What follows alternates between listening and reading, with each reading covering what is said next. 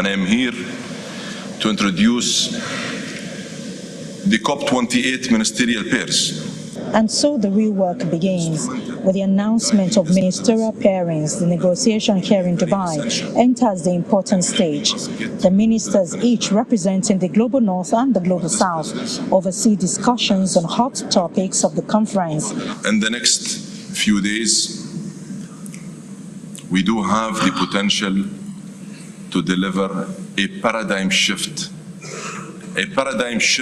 centered around and based on the science that keeps 1.5 within reach. An approach that will help redefine global economies and consensus that will put the most vulnerable at the center of climate action. Before now, negotiations have been with government officials, but many disagreements remain, particularly over issues like mitigation ambition, finance, and fossil fuel phase-out. I now resume the fourth meeting of the Conference of the Parties.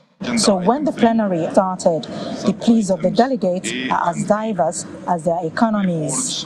Mr. President, Africa believes on climate finance. We believe that there's no ambition without climate finance, and that we cannot implement our actions if there's no finance at all.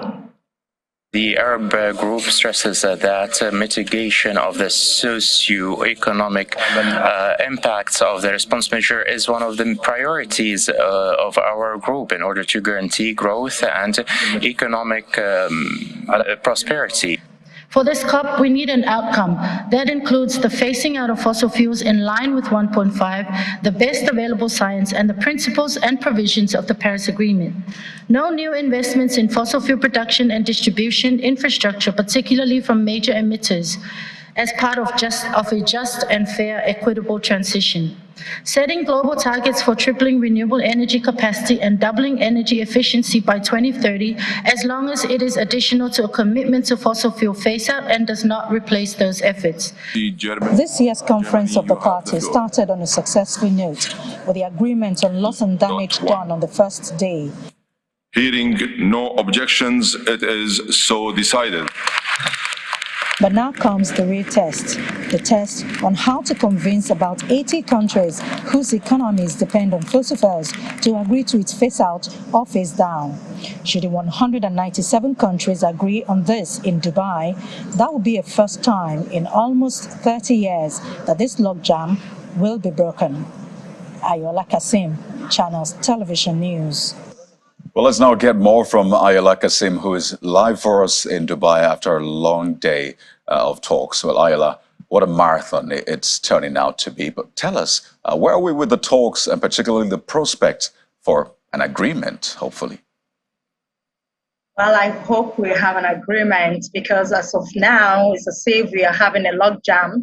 A text has just come out and it gave 4 options, which OPEC, we learned, is already telling its members not to sign, not to agree to. So we have the first option, which is the phase out of fossil fuels in line with the best science.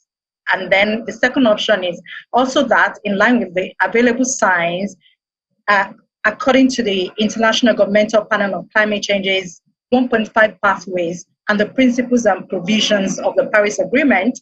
And also the third option is a phase out of unabated fossil fuels, recognizing the need for a peak in their consumption. So we have that one. And the fourth option is no text at all. Of course, OPEC is telling its members to reject proposals for any text on the negotiation that target fossil fuel rather than emissions. And of course, with fossil fuel being in the text at all, everybody is excited in the civil society. They're saying that it's the direction to travel much more clear. Like this has shown a direction of travel which is more clearer than it had ever been.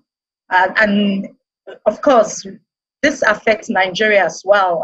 Because we are a fossil fuel dependent economy. So we are hoping to see how this comes out tomorrow, particularly with groups meeting and then all of them coming out with their positions.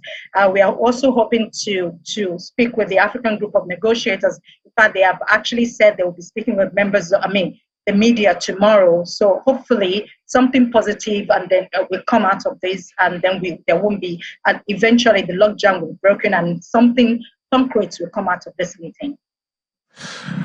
Well, thank you so much, Ayala. Please catch some rest. Looks like there's way more work ahead to be done. Thank you for that update. Our environment correspondent, Ayala Kasim, joining us live from Dubai, venue of a COP28 climate summit.